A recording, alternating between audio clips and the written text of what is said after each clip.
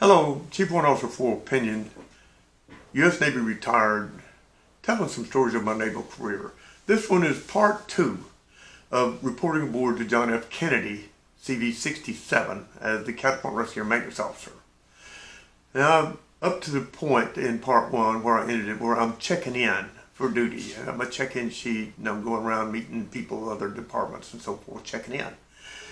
Well, and the poor rapport that we had with the engineering department, which not unusual, the West Coast had the same problem, and I had overcome that aboard the USS Midway when I was maintenance officer on there, and turned it around to a very good relationship. What a difference that it made in how they supported us and did work for us. Fantastic, having a good rapport over a bad one. So it's going to take me a while to overcome this, but I will establish a good rapport with them, and I know what I need to do. As I was checking in to my duty section leader for standing import duty, I told him that Lieutenant Neary had briefed me that because that catapult and rescue maintenance officer job was such a tough job, that he had been excused from standing duty. He didn't have to stand duty on import watches. You know, he didn't have to do that. Like the import OOD watch, well, for the last couple of years of his tour duty on board, which I think was a 3-year tour duty, he had been exempt from standing those watches. When I'm checking in with that duty section leader, he told me, well, we'll get you assigned to in-dock OOD watches right away. I said, no, you won't. What do you mean, he says. I said, well, aboard the ship to be the catapult rescuer vigilante gauge maintenance officer, a very tough job. Maybe one of the toughest junior officer level jobs in the whole United States Navy, especially aboard the ship or any other aircraft carrier. It is a very tough job. Lieutenant Neary, who I'm relieving, has been exempt from standing those watches because he was the maintenance officer, and it's a tough job. I said, so I will not be standing on it. He said, bullshit, you will be. I said, no. He says, well, I'm putting you on a watch bill. I said, well, you better brief the guy that you're assigning me to relieve that he's going to be standing an 8-hour watch because I'm not relieving. He said, you know, I said, who do you think you are? I said, I think I'm Chief Warrant Officer 4 Victor Pinion, and I think I'm becoming the maintenance officer, catapult rescue maintenance officer on this ship. I want to do my job the best that I can. And aboard my previous ship, I did stand those watches. And I was too busy to stand daytime watches, so I would trade people my daytime watch for their nighttime watch, like a mid-watch or the dog watch or the whatnot. Because I was too busy during the daytime to stand those watches. So I'm not standing them aboard this ship. Well, he took that to the senior watch officer. And the senior watch officer says, then don't put him on a watch bill. So the secretary said, oh, well, I don't want him in my duty section taking up a spot. So, okay, he's not in the duty section. Okay.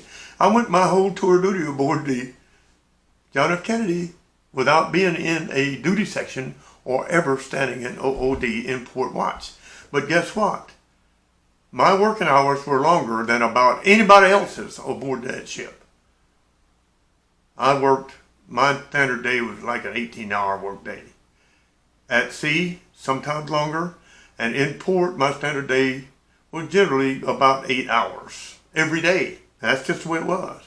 But I'm very satisfied that I did a good job, as I hope you will realize as I tell some stories about my maintenance officer job aboard the Kennedy.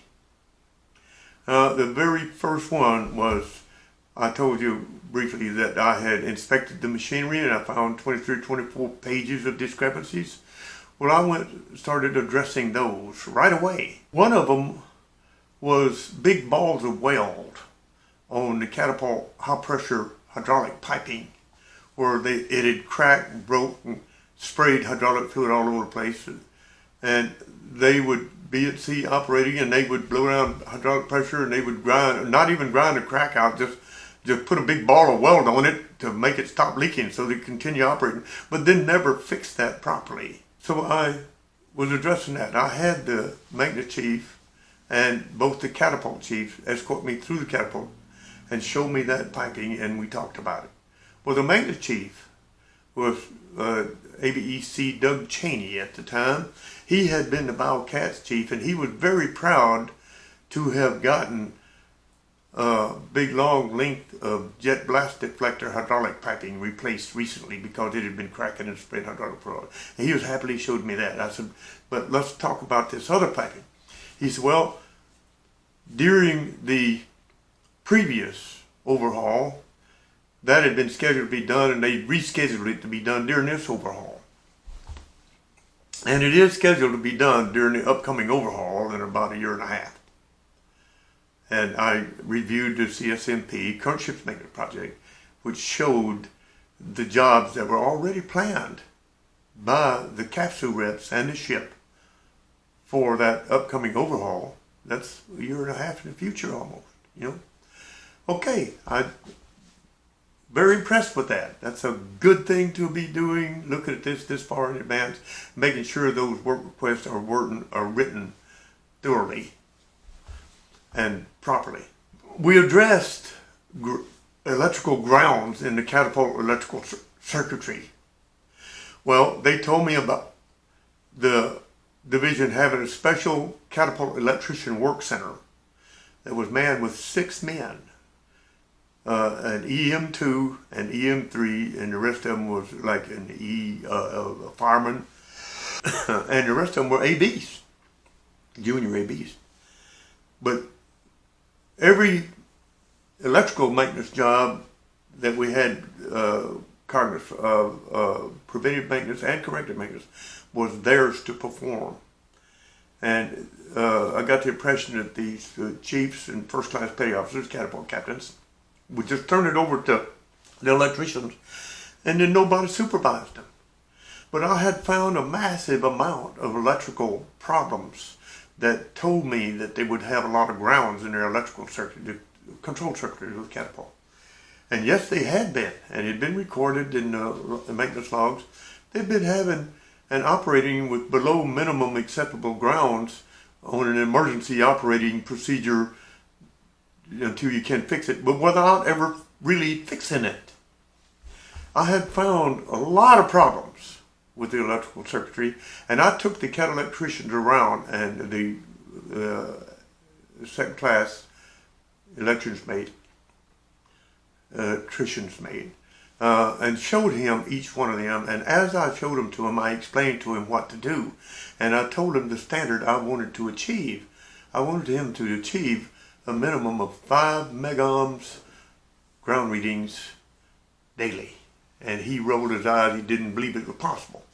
I said, well, if you'll do these things, and I will be watching, and also I'm here to support you, you can achieve it.